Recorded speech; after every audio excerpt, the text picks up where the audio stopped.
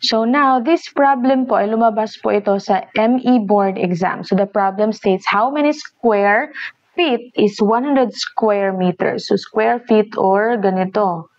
Okay? O, at saka yung square meters, you can also denote that one as m squared.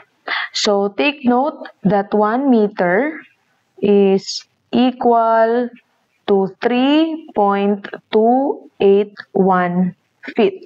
Okay? 3.281 feet. So, ang 1 meter squared, okay, 1 meter squared is equal to, isi-square mo lang din yung 3.281. Okay?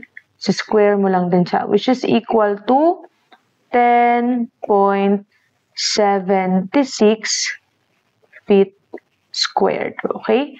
Ayan, 10.76 feet squared.